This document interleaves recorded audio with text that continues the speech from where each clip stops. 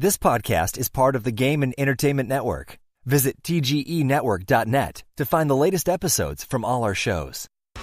It's time for AggroChat, the official podcast of the Tales of the Aggronaut blog and stalwart gaming community, where we talk about stuff and things, and the stuff about the things, and sometimes gaming.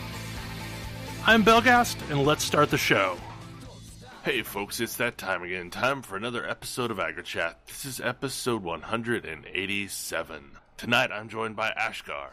Reporting live from Pax South. Grace. Not reporting live from Pax South. Kodra. Hi, I'm also here. Tam. Hello. And Thalen. Hello. So I'm going to apologize up front. I have the convention crud without ever going to the convention. We're sorry. Yeah, so I could not make it to Pax South this year, and I am super jealous. So Ash, let me live vicariously through you and tell us what all you have seen that's interesting.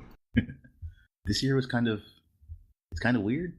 There is exactly one major publisher on the floor. Capcom is here promoting Monster Hunter World. They were here last year promoting Resident Evil 7, so it's not really a surprise. Were they giving away cool Monster Hunter World pins in their booth? I didn't see. Their booth was super crowded. I didn't make it over there on Friday. Makes sense.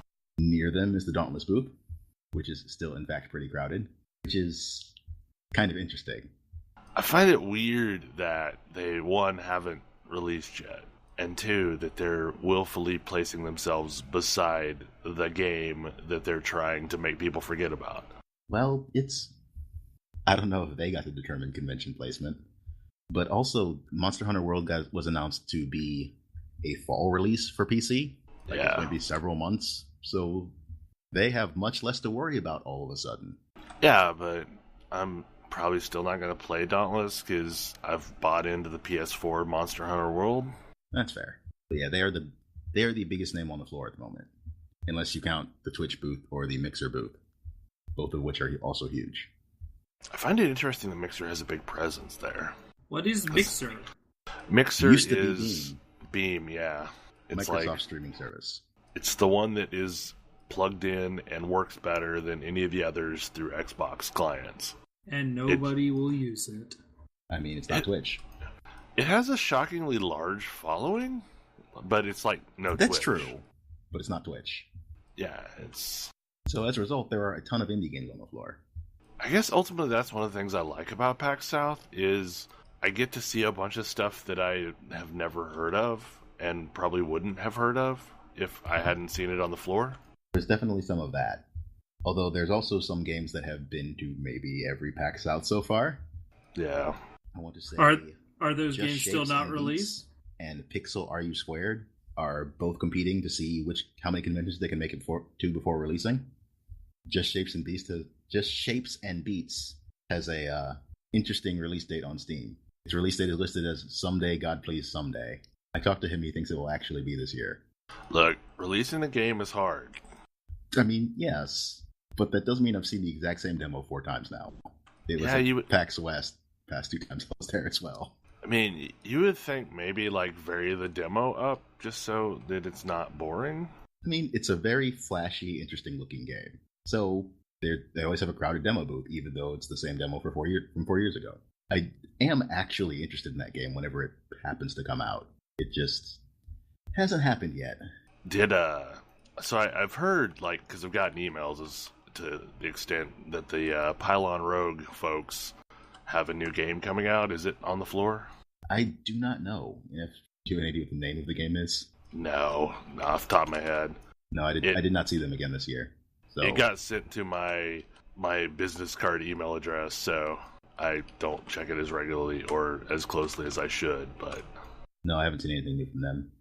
What I did see was a game called Super Retro Maker, which decided that, hey, Mario Maker is pretty great. There were a bunch of other NES games that, were pretty great. Can we combine these things? So they have sort of a level editor for Mega Man style or Castlevania style, like old Castlevania style, or Metroid style, or Zelda 2 style levels. That sounds great. Yeah. It was pretty interesting. That was any clue how far out it is? I would guess not soon. They didn't say. Probably my favorite game I've seen so far was me sounding like a broken record from 2 years ago. Omen Sight is a new game from the makers of Stories: The Path of Destinies, with a much less generic name. And it sounds like... Is it connected at all? Not directly. It's a similar style game in that it sort of involves playing an action RPG-esque thing and also making weird story-based decisions. But it's more branching than Stories was.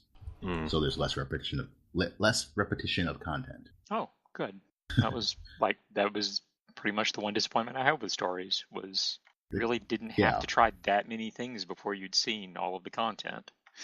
I mean, you mentioned that Stories has 4 enemy types. Stories has no bosses. Stories has you repeat the same areas multiple times. And they wanted to address some of those things for their next game. I'm on board. I am too. It was really fun to play too. A lot more action-y rather than just counter-focused. Is it a better demo? Because I remember the Stories demo, was fun to play, but man, it required you to listen to a lot of dialogue. Yes, this was a bit better than that. Okay. Stories was well written, but yes, it didn't make for the best trade show demo. That said, they're giving away Stories for people who play this demo, so... So, what type of game is it? I feel like I am missing out on some information here. It is an action RPG, sort of, involving time loops. Okay. So like Majora's Mask? Yes. Pretty much like Majora's Mask. Stories was sort of like that, only it wasn't, a definitive end of the world. It was just, you play 4 levels and hit a bad end. Go back to the start until you get a good end. Yep. Do this, I want to say, a minimum of 3 times before you're able to get the good end. Minimum of 4 times before you can get the good end. Yeah. Unless there is some route to 2 truths that I did not know about. But Stories was, I mentioned it as a game of, or an honorable mention of 2016. I had a lot of fun with it, even though it got a little repetitive. And it sounds like they're addressing its issues for their next release. I felt like Stories was a really ambitious game that didn't quite execute fully. That's fair. I still liked it. Yeah, I was perfectly willing to play through until I got the real ending. Yep. But I didn't really do anything beyond that, like forging all the swords and finding all the treasures and so forth. Did forge all the swords, but I didn't find all the gems, or 100% the game in other ways. See every possible ending. Yeah, no. There were 28 bad ends or something like that, and that was never going to happen. Yeah. I mean, it's not a long game, so if there was more variation in the content, then maybe. But after you've played through enough to get the good end, you've mostly seen all the areas that you can go to, and yeah. I don't know, the paths where you actually have the Iblis Stone are kind of amazing. But there's not a whole lot of variation in Stories, as mentioned. But yeah, Omen Sight. I'm really looking forward to it.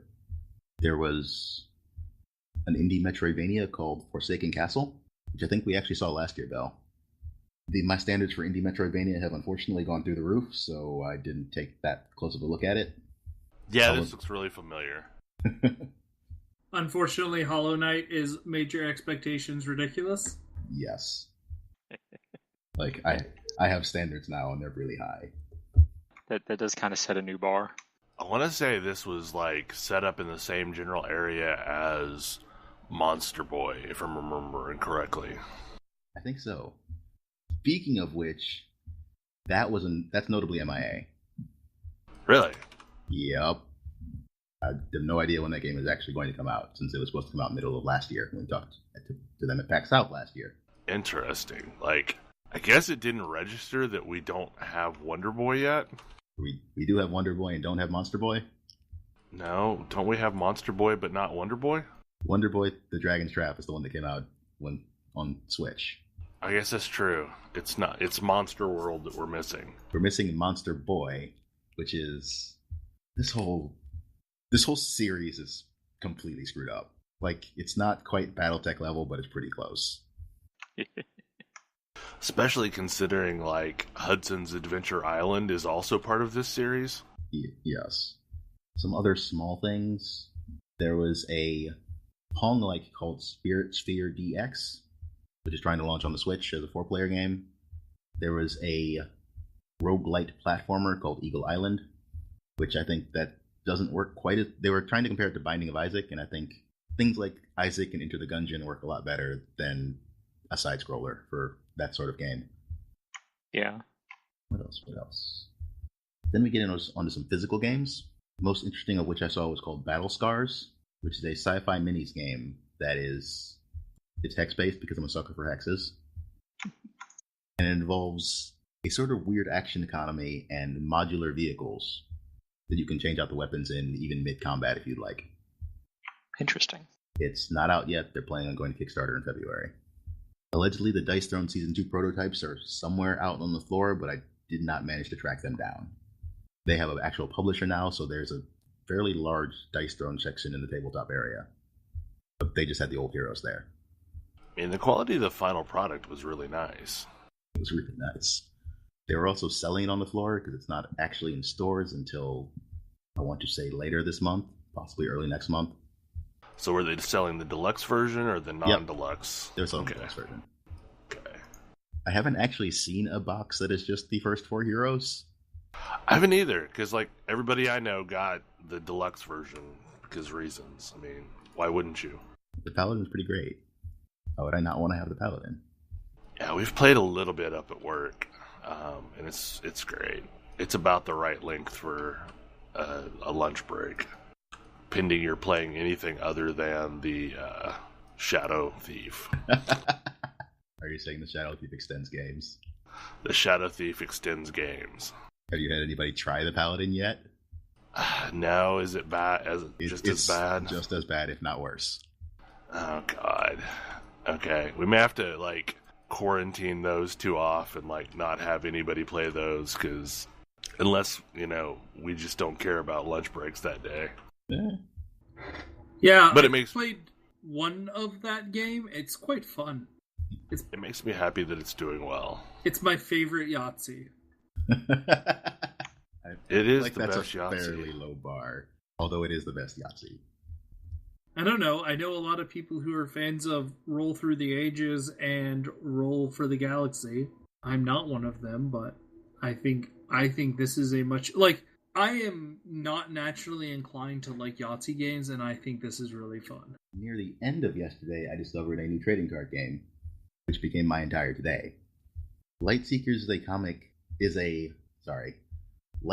game that I think Penny Arcade made a comic about because it combined mobile games and toys and trading cards. But it turns out the trading card game is perfectly functional all by itself. That's good.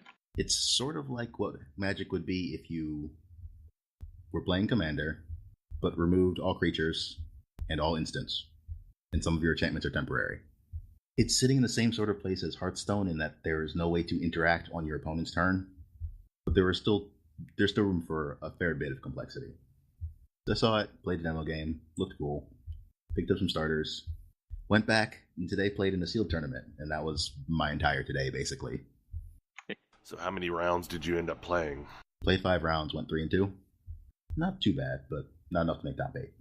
So this is the one where your cards rotate every 4 turns? Every turn. Oh, right. The major persistent card as a card type is a buff, and most buffs rotate. And generally speaking, will do something based on the number in the corner. There's a very common green card that rotates and deals damage, whatever the number is. So the first turn you play it does nothing, and then on your second turn it does 3, and then 2, and then 2, and then it goes away. There are others where they do sort of interesting things. If there is an X in the corner, you ignore all card text. So there's a red one that is just 4 X's and then like 10 damage in the last corner. 3 X's, rather. So it'll take a while, but it'll do a bunch of damage when it finally does go off. I actually had a lot of fun. Sealed there is, you pick a starter deck, you get some boosters to tweak your starter deck, and then you sort of have at it. I played the green deck because it had green in it, and I found that to be a lot of fun. Does it, are the flavors similar to what you'd be used to with Magic, to where, like, green is nature and stompy and... They're really not, and also, because there's nothing like a creature, there is no stompy. The tech faction, which is orange, has a bunch of... It's where you find the cards that would be red. A bunch of very high direct damage, including the largest single shot I've seen, which is just 14 damage straight up on a card. Right. The other thing about this game is that it has no resource system as such. You have a card, you can play a card. The exception is if it's a combo, in which case you will need to shuffle back into your deck some number of cards to fill the requirements on the combo. Mm. Okay. It's a little bit more complicated than that, but that's basically how it works. It turns out, however, that they've been successful in marketing the toys, but the cards themselves haven't gotten very far. There are several places in San Antonio that sell them, which is probably why they're here. So how do all the pieces relate to each other? Like, you have a hero who determines your starting health and what elements you can play cards of. All the ones, at least that are currently released, all have 3 elements that are the same color. On your turn, you have basically 2 actions. You can forego an action to draw a card at the end of your turn. There is no card draw at the start of your turn. But your hero probably has a power or something that will help you in some way. I don't know, I feel like I'm not doing a very good job of explaining this, but... So does the toy just represent what your commander, in this case, would be? The toys are sort of unrelated. The toys are used for some sort of integration with the mobile app, which is an RPG.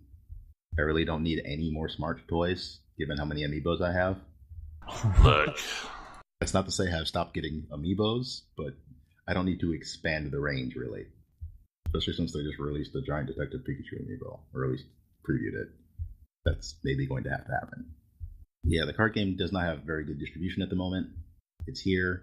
There are some places in California. It hasn't made it all the way up the coast yet. I don't know if there's anywhere out east. Several places in the UK have it, however. Either way, I'm going to be bringing back some starter decks, and so Tam and Kodra can probably weigh in on this at some point in the future. Anything else from PAX? That's all I got. Okay. For the next thing, we're going to try and see if I can make it through this. Another thing that happened this week is another big developer update was released by Bungie for Destiny 2. Destiny 2's not been in the best place lately, with a lot of frustration and controversy surrounding the game. Mostly their use of Eververse as a primary source of getting stuff into the game. And before the end of the year, before the release of Curse of Osiris, they'd announced that they would, be more transparent. And I guess they've started doing that. First of all, they're planning on shifting a lot of the cosmetic items away from Eververse only, so that you get them through Iron Banner or the upcoming Crimson Days or through strikes or various vendor factions, kind of like you could in Destiny 1, where they were like a rare drop out of an activity. Now, there'll still be Eververse stuff, but they're trying to shift the balance a little bit towards playing through doing actions. Crimson Days, when it comes out, I guess we'll have a fixed set of rewards that, participating in and doing some milestones will end up getting you. Which is I think it's a legendary emote and a weapon skin and an exotic sparrow. And that used to be an event in Destiny 1 called Crimson Doubles, where it was 2v2 PvP. So I'm not really sure how that's changing. I know they talked about bringing back 6v6 PvP instead of just 4v4, which was something that I wasn't a huge fan of the 4v4 format because it was way too easy to get steamrolled by a team of ringers. They also said that they're working on tweaking the matchmaking to favor teams against teams and solos against solos, because that's been a huge frustration in that you oftentimes end up getting matched against full teams of players. They are removing timers from Nightfalls. Oh, Hooray. interesting. So I actually thought that was an interesting challenge mechanic of Nightfalls. I guess it was frustrating when you lost. There were some weeks where it was not bad, but other weeks were far worse than that. It makes it so much more stressful. It is super stressful. So what they they're putting back in the strike scoring system, which is something they did in year 3, where for Nightfalls back then, there was a weekly quest that you could get. It was like a bounty, and you had to score gold, which meant you had to have racked up a certain number of points in the strike, and doing various things scored you points. Like, there were all these streaks, so there was like, primary streak and secondary streak and heavy streak, and if you got one of each of those, you got a rainbow streak, and then that was a bunch of points. And there was like, there was a time component on that quest, but it was pretty forgiving. So it mostly became about trying to score points so that, you didn't skip content. You ended up trying to kill content in the most creative way possible to get the points. So that's something. They're changing heroic strikes to have modifiers, which I'm not sure how I feel about that, because heroic strikes for me are kind of just a mindless activity that you can go in and do a bunch of, and when they have modifiers, some of those modifiers are really annoying. Namely, the one that your shields don't recharge, for example, is a horrible modifier. But, I guess they're trying to diversify the content a bit. They're adding in Masterwork armor to go along with the Masterwork weapons, and it uses the same system to upgrade existing items that the weapons use.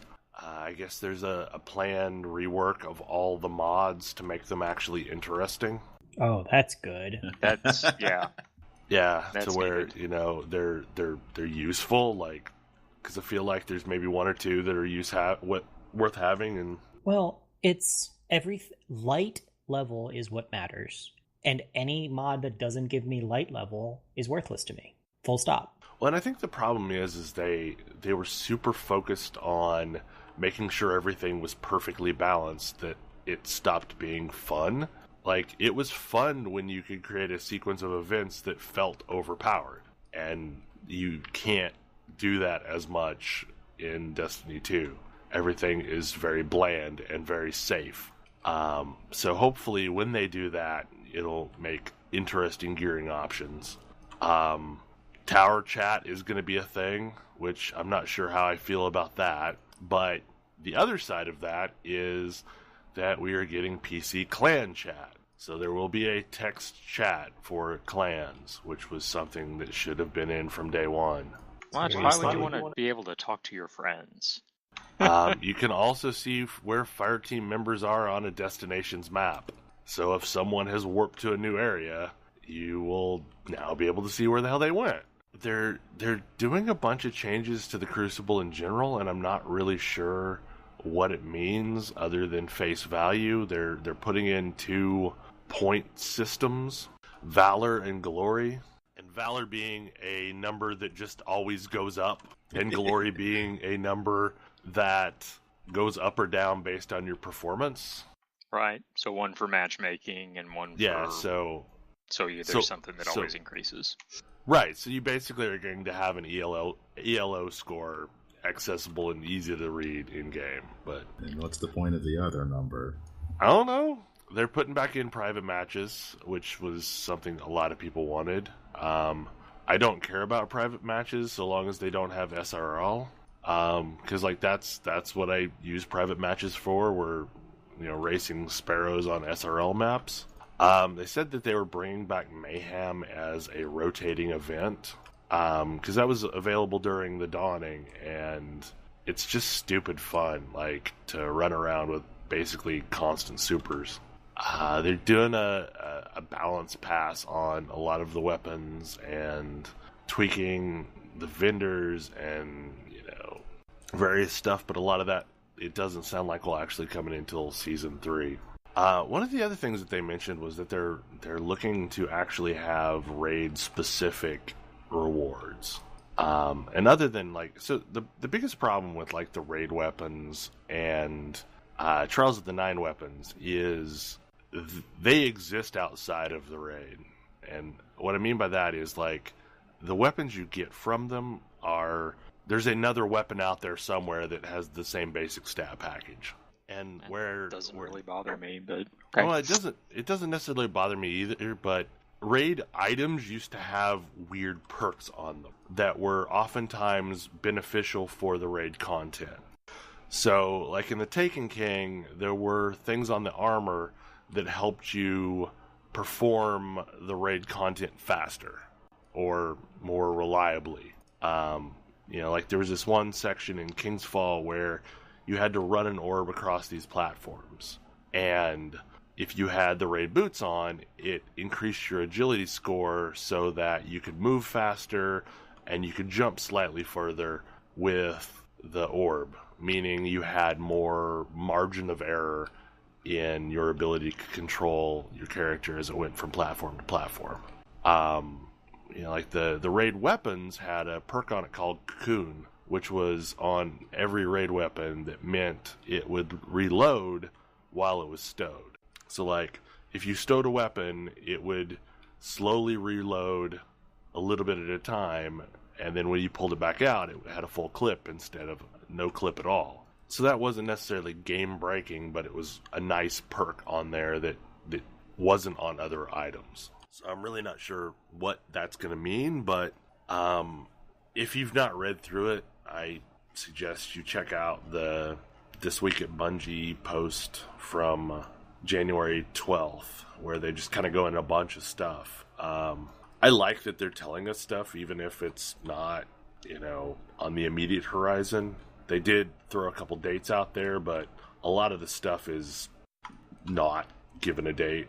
I feel like the thing that's caused more grief than anything was not having clan text in the PC release. So I mean, I feel like what's been causing them grief is a lot of the discussion around the Eververse. Yeah, I think that the Eververse hurts their public image, but not having in-game chat stops me from logging in and hanging out. Yeah. I feel like the Eververse thing, had it happened in a different year where there weren't several public loot box scandals, it wouldn't have been a big deal. Yeah, people were already really cranky about loot boxes, and then this happened. Because, as far as I'm concerned, Eververse is actually not even a bad loot box system, given that it's pretty easy to get Eververse token thingies. It's a bad loot box system if there are specific things you want. I mean, most of the loot box systems are bad for that, but Eververse is particularly bad for that. Yeah. That was another thing that I didn't mention, but I guess they're looking at ways to allow people to directly buy things from Eververse. So I don't know what that's going to mean yet. Yeah, if you want to give me, if you want random loot boxes to be a thing, and you're going to give me random loot boxes, fine. But give me a reasonable way to just buy the thing I want, please. Define reasonable. Because what we're seeing a trend in now is consolation currencies. It depends on how many of the consolation currency you're going to need. I mean, Eververse essentially has a consolation currency, and it's miserable. It's because not only do the things you want require thousands of those currency, but those things are not even on sale necessarily at any given time. They're just not accessible. So it's like, oh, there's a ship that you want. Well, I hope that you've got a bunch of bright dust saved up, because if not, it's going to be gone, and there's no way for you to get it. I really don't understand. If you are making so much content, so much loot box content, I still don't understand why the business logic of not letting people just buy stuff. Yeah. Because I feel like I understand. If you can't buy it, then some people, maybe not most people, but some people will spend an inordinately large amount of money to go for that one item. It's true. That is 100% correct. But is that worth it? I don't know. I don't think so. Is it worth your soul? I feel like there's a happy medium. I feel like there's a happy medium, though, wherein you could say, okay, you can buy, like, loot boxes have all of these things in them. Once per whatever. Also, as a random ticket you can find in a loot box, you can select the item you want and buy it outright. Like, just straight up. If there's the one thing that you absolutely want, you are going to be more engaged if you can just buy it. And you'll probably want to spend more money on loot boxes because you won't feel punished by them. Yep. And all you have to do is say, like, okay, once a week, once a month, once a whatever, choose an arbitrary time period. You can pick one item out of the loot box thing that you can buy just straight up with dollars. Can't use whatever their constellation currency, whatever it is. You can just buy it with dollars at a fairly at whatever the like going rate for that kind of thing is, because those are pretty well established. So another thing, it sounds like they're trying to bring back kiosks, which is something that annoyed me that they didn't have this time around. Mostly because, like, I have all these items, especially from Eververse, that I don't necessarily want to delete, but I also don't want them clogging my vault space. Yeah. So they're trying to look at some way of fixing the vault problem. And it sounds like, at least for exotic items, it's going to be kiosks, where you can go back and retrieve the item over and over. I mean, but I'm kind of hoping that I was shocked that wasn't present. I guess that's the frustrating thing. Everywhere in the first game. Right. I mean, that was an excellent decision point that they reached in the first game. With shaders and with ships and sparrows and emblems and even towards the end, you could go to the Eververse kiosk and buy anything that wasn't from the current season. So, like, if you had missed something that you really wanted in Season 1 or Season 2, or in this case it was like Year 1, Year 2, Year 3, you could go there and just buy it with constellation currency, but it was just a direct purchase still. So hopefully they'll do something like that, because I'm just happy that they're, like, making some statements rather than saying nothing until they feel like it's been perfected, and then us being disappointed because it didn't end up being anywhere near what we expected it to. It just frustrates me that it feels like they're having to relearn lessons that they should have learned during Destiny 1. Because all of these things that have happened were things that also happened in Destiny 1 that people were frustrated about back then. I mean, there was a sequence of time where Eververse was the only way you could get this Taken-themed armor, and as a response to the backlash, they put in several things you could do every week to earn free Eververse tokens. So, like, all of these elements are things that they should have expected were going to happen. But anyway, Super Mario Odyssey. Kodra, you are not really close to the end, but you think you're close to the end? Apparently. So I played a bunch of this. I feel like this game was on my Game of the Year list because it's very, like, everything about it is very smooth and approachable, but the game was always sort of kind of at arm's length. It won me over at New Donk City and has since then really impressed me with the platforming and stuff that it asked me. It feels like a game that requires you to get far enough in for the challenge to ramp up to where I'm happy with the game I'm playing. But I'm at Bowser's Castle and I am being told I'm not close to the end. I'm actually not even at Bowser's Castle anymore. I'm past Bowser's Castle and I'm on the moon, which is also apparently not close to the end. Define end. I mean, I win the game. You're fairly close to the credits roll. Okay. That's what you mean. And which is about the first half of the game. And then I go to Star World? You'll get there. Okay. Yeah, like, so I feel like I'm close to credits rolling, and I understand that this game ramps up dramatically after that happens. Quite honestly, I feel like it ramps up dramatically before that happens. I mean, Bowser's Castle and the fight right before Bowser's Castle are a pretty big ramping up. I think I actually had more trouble in the Lava World than I had at Bowser's Castle. Although, as mentioned in the Game of the Year show, this is one of the most refreshing takes on a Lava World I've ever seen. Oh, that Lava World! I love that Lava World.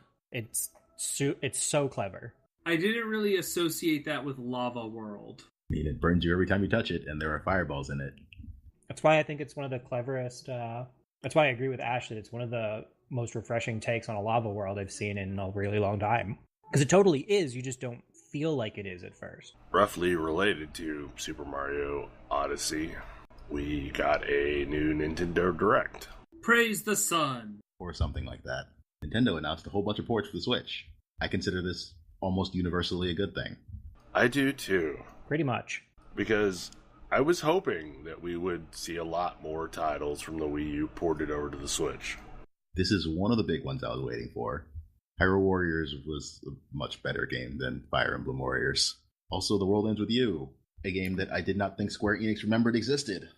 The World Ends With You, which I hear is very, very good, and I've never very, played. very weird.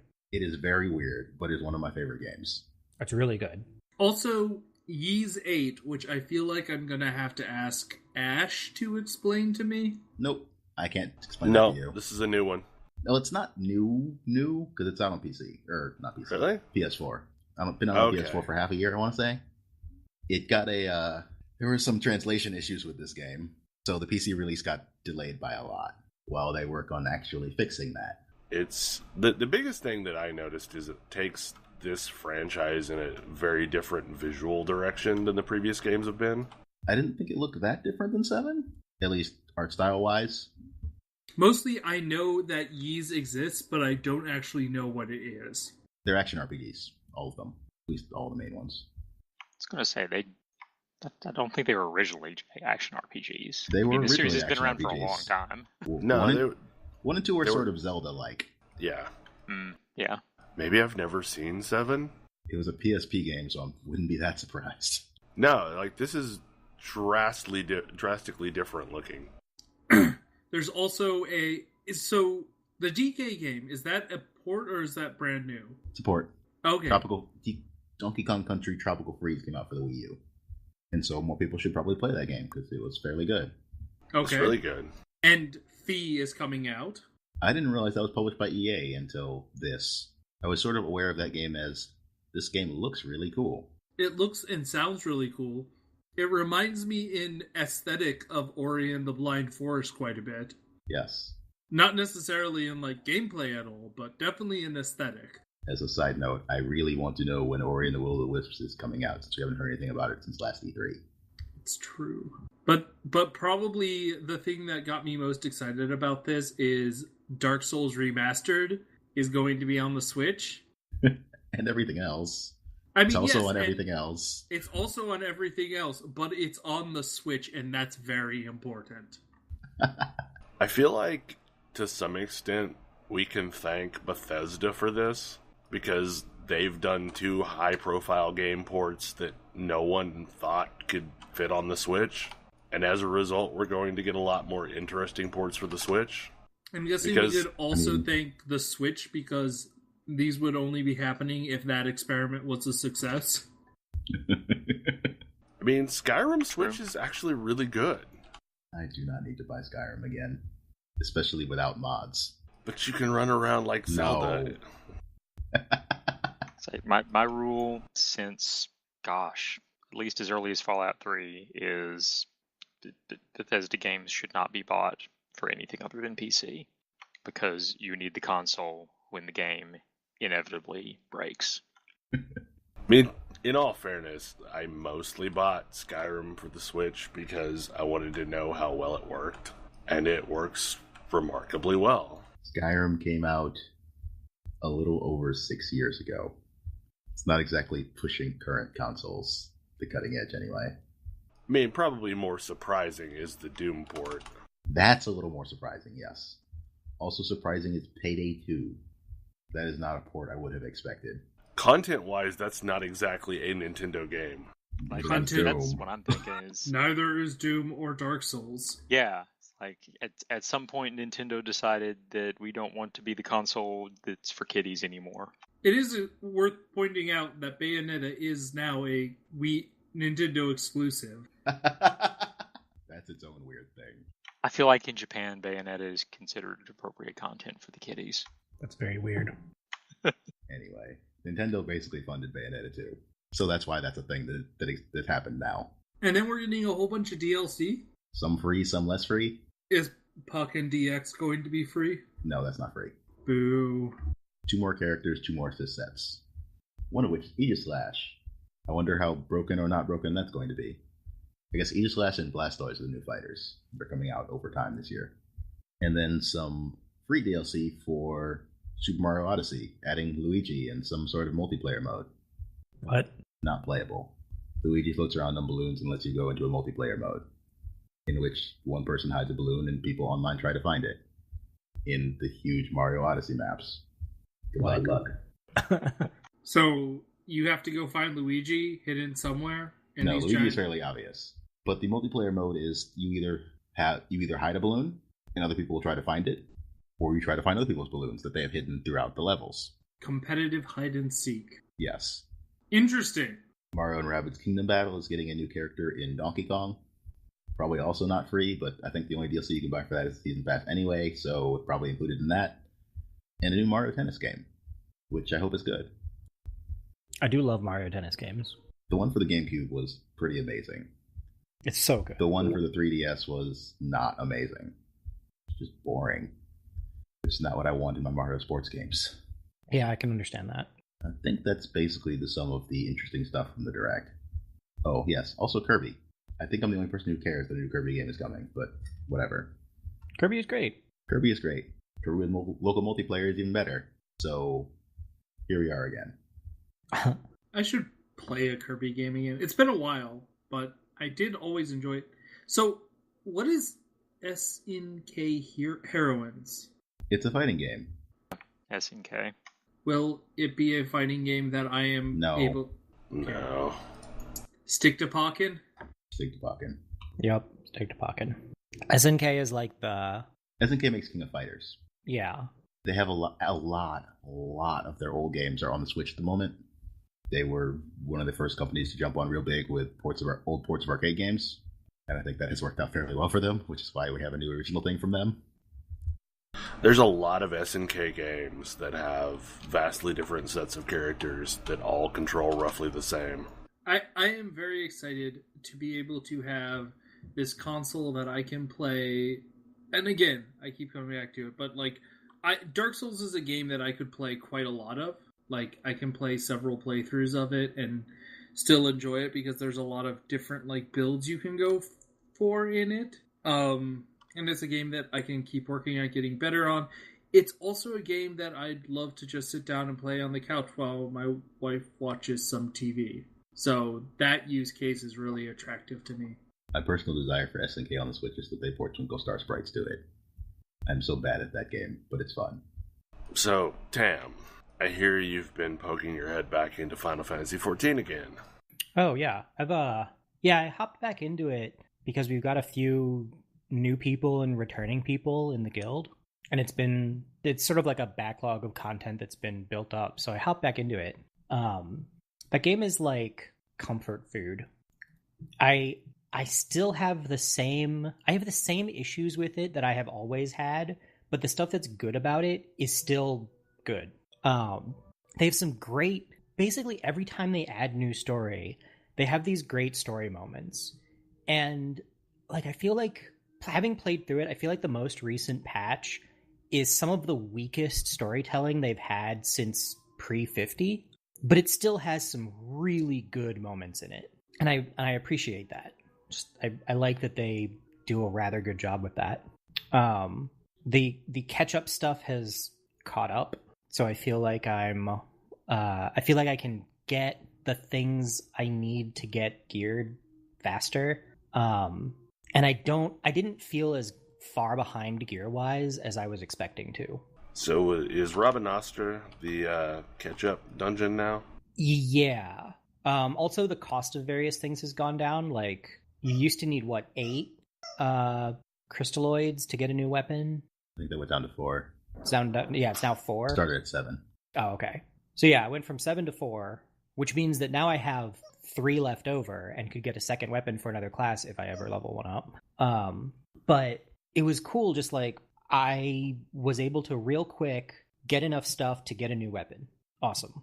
The new dungeon is a little whatever, but it's super nice having 4 dungeons in the expert roulette rotation. I'm sad we're going to lose that next patch. The what? I'm really sad we're going to lose that next patch. What's it going to go to? 3? Probably 2. Huh. That's gonna feel real bad. It'd be kind of nice if they kept Scala in it. I feel 3.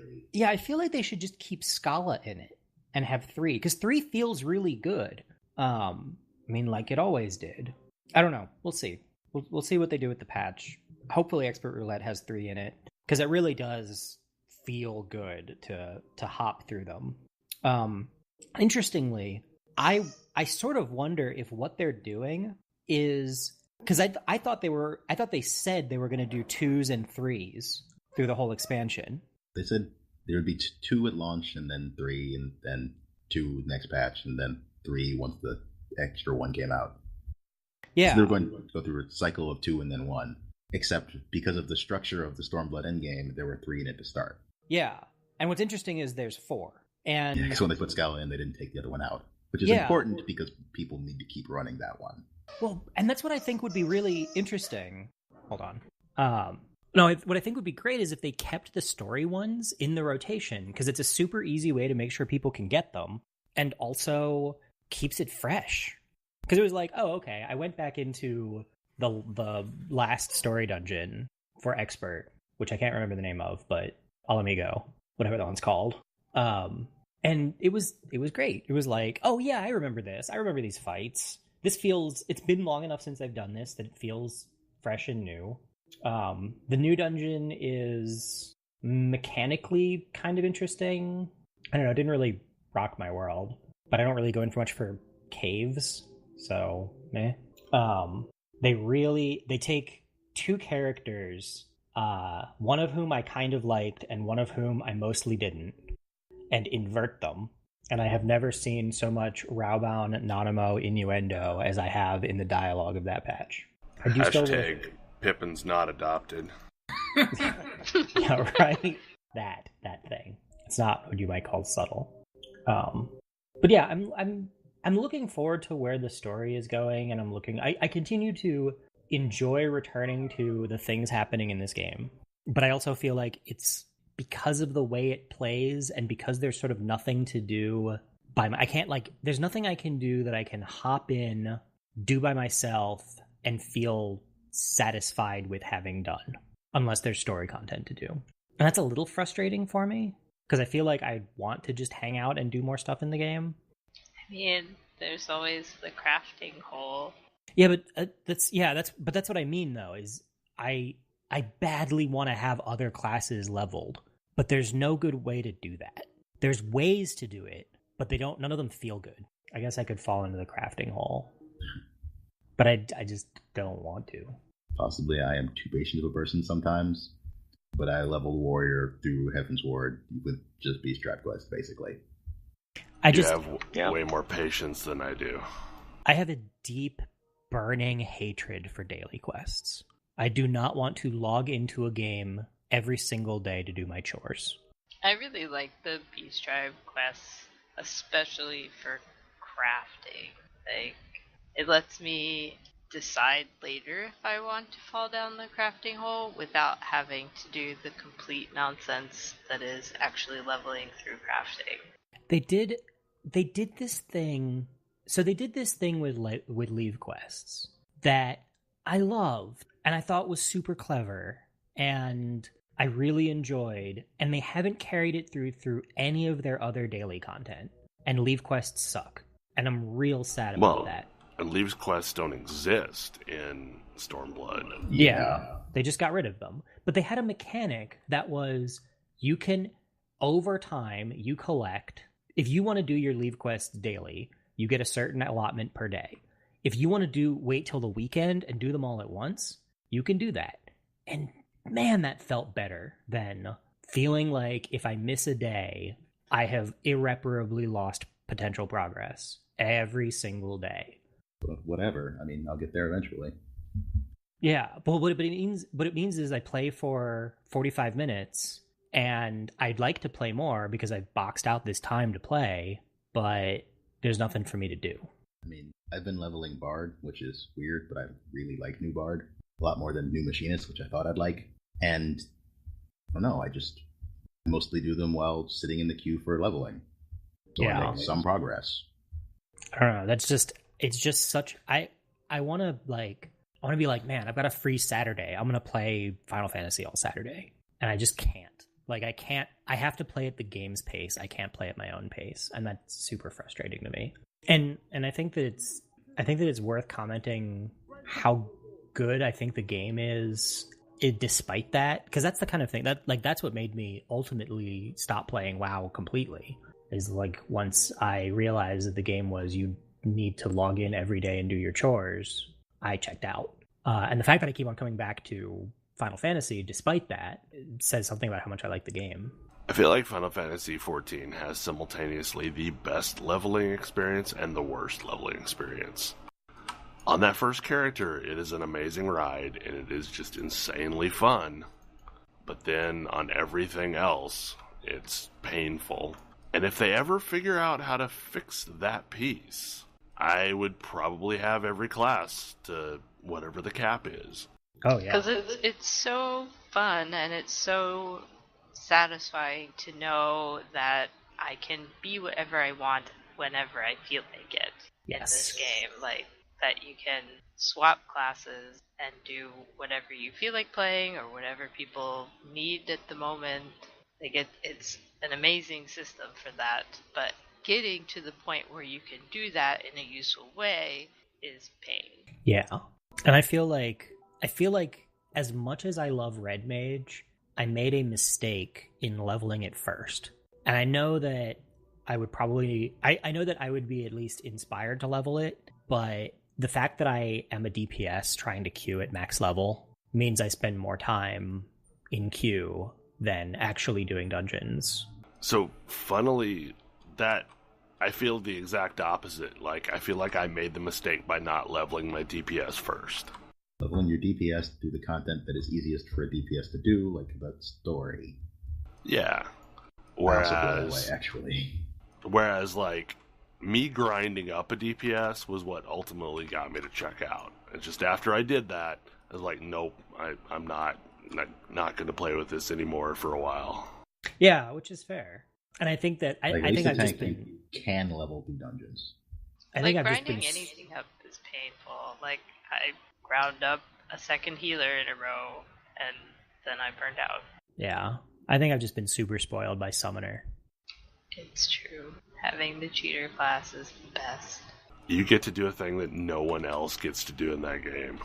Which kind of tells me that maybe more classes ought to be able to do that thing. Yes, that thing. Yeah. Like, I know they see Summoner Scholar as a mistake. It drives me nuts because I feel like it's one of the best decisions they've made. Yeah, I feel like it's the class that really took advantage of this system that they came up with. Yeah. Like, my assumption going into the game was the whole class into job thing would have like some branches or something. Well, and it would be so easy for them to do, say, warrior into berserker. I still don't know why that one hasn't happened. Like, same weapon, your class quests talk about berserking. Like, there you go. There's your DPS. And there are other synergies. Stop making the joke about warriors being a blue DPS. Yeah, they're so close to it. In so many ways, they are so close to doing some super cool stuff. I just want them to do it. Just commit. That said, Fell Cleave is a job skill. They should come up with something that cool to replace it with. Feller Cleave.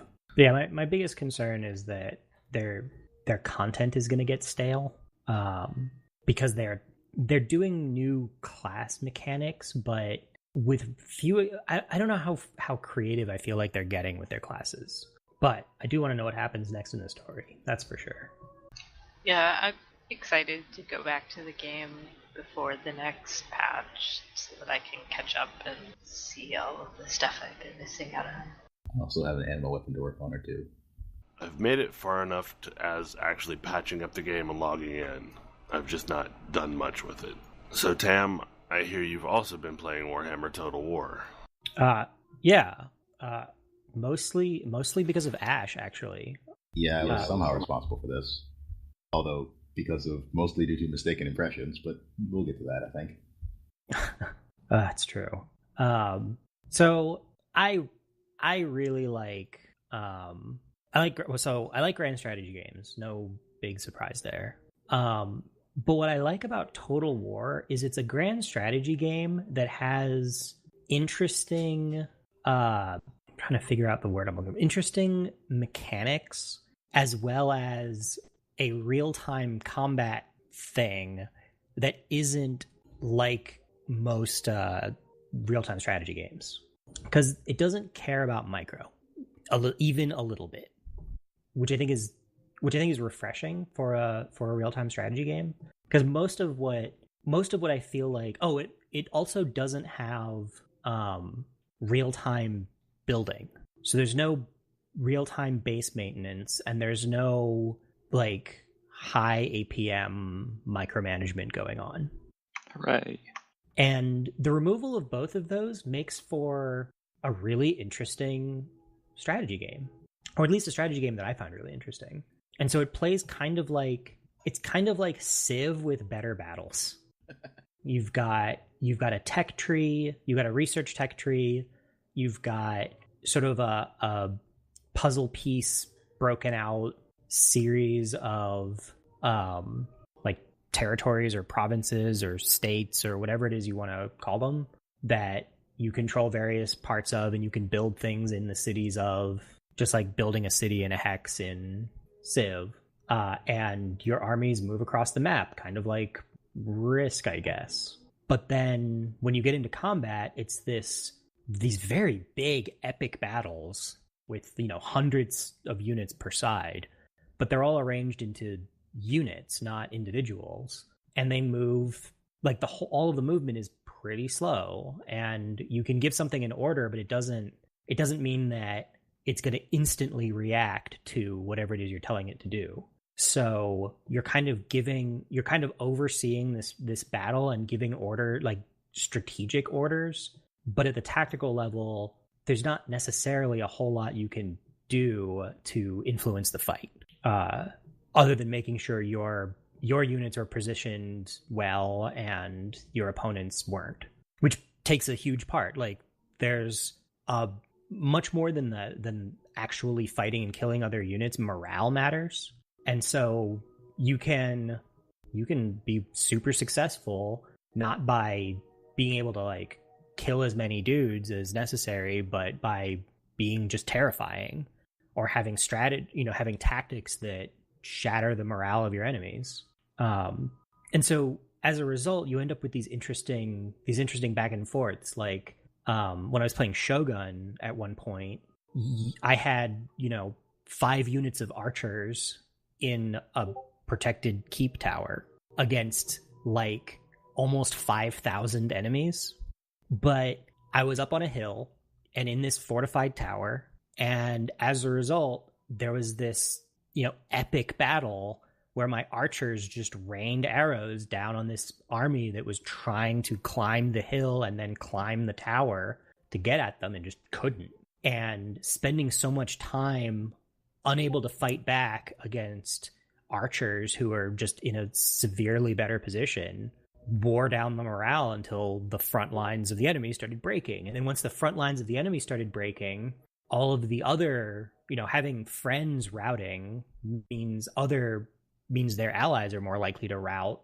And so it was that like 400 archers held off 5,000, like a 5,000 strong army. And so you get these really cool, it just is a really cool series of events that unfold that you don't get in StarCraft, for example, because it's designed to be so even. And because there's this big campaign map, you can fight battles that you're going to lose and still come out ahead. Like, oh, I'm going to hit this stack of enemies, but I'm going to take out I'm going to send my cavalry to take out all of their siege equipment. And having taken out their siege equipment, now they can't siege my city, even though I'm going to lose this fight. And so Total War Warhammer takes all of that and adds wizards and fantasy and dwarves and lizard men and magic, which frankly is a pretty positive inclusion in my opinion, because they do a really good job of adding like magic and then also monstrous beasts. And so you get to see, you know, I saw these lizard men. The lizard men have like these giant stegosaurus things, and I watched one of those charge an enemy unit at one point, and it just knocked them over like bowling pins. You're like, oh wow. And of course that enemy unit is not super happy about being knocked over like bowling pins. So instead of just having like pikemen and archers and cavalry, it's got all of that plus these other things that change the tide of battle. Big epic magic. How many army lists are in the base game for... This is the first one, not the second one that you're talking about, right? I'm talking about the I picked up the first one and a while back, and had played a little bit of it, but it didn't have any of the factions that I normally care for. The what? It has Wood Elves as DLC now. Yes. But the base factions were the Empire, Dwarfs, Greenskins, and... Is it Vampires was the other one? Yeah, vampires. And so it was like, I guess I could play humans, and that was really it. And I should try that at some point and see if I like it. But I played dwarves for a while and was like, okay, this game is neat, but it's not really my faction. And also, I wanted wizards.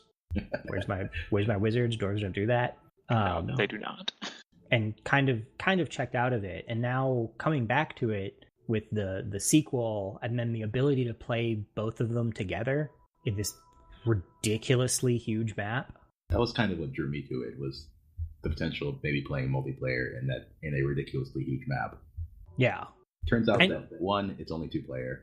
Second, Total War doesn't do simultaneous turns, so that would take forever. Yeah, they don't do simultaneous turns. Games do, like, campaign games do go on for a while, but I don't know. I still find them pretty fun. I think on the whole, I like this one as much as I like this one as much as I liked Shogun 2, which is one of my favorite games, especially at the strategy level. I miss all of the history tidbits.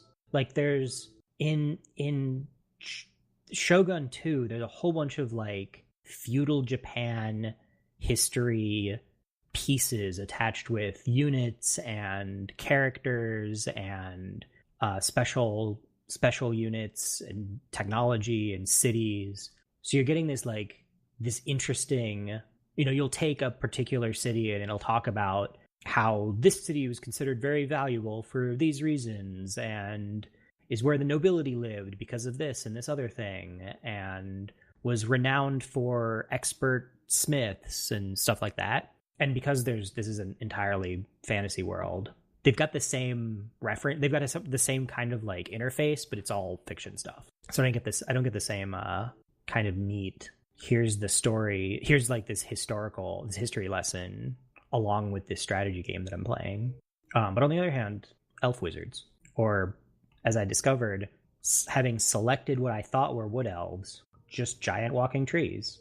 There are, between the 2 base games and the DLC, there are a ton of factions, and every faction, which I think this is an improvement over Shogun, but every faction has some unique mechanic that makes a huge amount of difference in both how you play them and so on.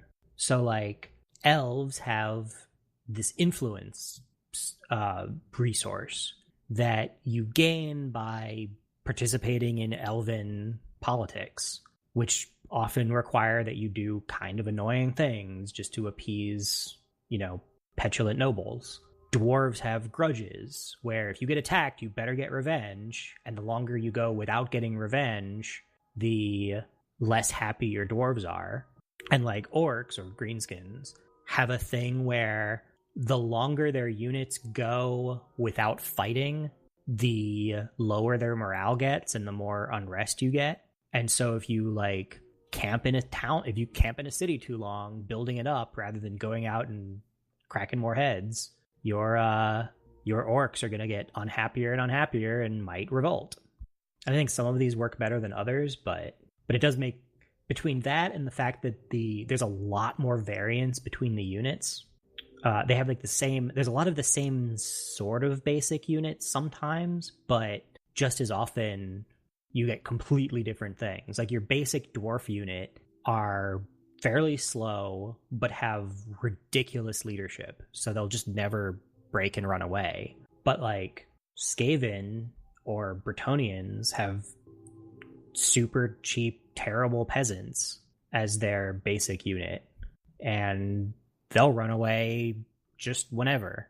Like as soon as the fight doesn't look like they're obviously winning it, they'll be like, nope, we're out. And so I don't know, it changes the way you play in interesting ways. I've been playing like small campaign, like a few 50 or 100 turn single player campaigns, just trying each of them out. And all of them play differently, which I think is super fun. It hits all of the grand strategy notes and all of the interesting interactions that happen without being just totally indecipherable, which is for me is often a problem with big, large scale strategy games. Is just none of this makes any sense. I can do these things, but I don't know why I care. And this game has a really good tutorial for like, here's how to take advantage of battle. Here's what different units do. And it kind of falls apart as you get into more advanced units. Like I can make these 2 different types of phoenixes and these 2 different types of dragons and also giant eagles. And I'm not 100% clear why I care about one over the other. So I just make a lot of dragons. And thus far it seems to work pretty okay. Seems reasonable. I now have people riding dragons, including my warlord. They super simplify army management in this over previous Total War games, which I think is also a huge improvement. In previous games in the series, you could just make units and then you'd have to kind of individually move them into army stacks the way Civ does. In this, you must recruit a leader for your army, and you can only have one leader per army, and you build units on that leader versus building units generally and then bringing them up to the leader, which simplifies both having like 30 armies to keep track of, like you really only have a handful of bigger stacks, but also it means that you don't have to build units at like 7 different cities and then move them all to the same stack to be efficient. There's just a local recruiting and global recruiting. So there's some advantage to being located somewhere where you can add units to the army easily, but it's not like you absolutely must do this and like handle all these different cities, especially once your empire gets really big, just to keep your forces set up. Like, long story short, it's way more playable than previous ones. Well, I think that's good. I think that's great. Because, yeah, I definitely found Shogun to be a little impenetrable. Yeah. And it's still a little impenetrable, but it's impenetrable. I struggle with the wording of this because it's somewhere between Stellaris and Endless Legend. Yeah. So here's the thing with Stellaris. I could explain why I screwed up in Stellaris. I think Stellaris was my simple end. Yeah. Okay. This is more complicated. This is more complicated than Stellaris, but I feel like I can explain with some experimentation why some things work and why some things don't. I feel like it is, even when I'm failing, which happens, I'm not failing so badly that I'm not learning from the experience. It's not like, oh, I thought I was going to win that and I lost it horribly and I don't know why. It's more like, oh, I didn't realize that thing was so important, or I didn't realize that this unit I was using was the wrong thing for this situation. That kind of thing.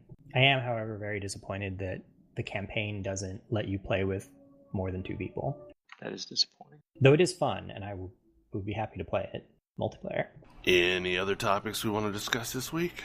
That's all I got. Good. Well, then I guess let's wrap this up. Ash, enjoy your last day at Pax South. And for everyone else, we will see you again next week. Good night. Good night. Good night. Good night. Good night.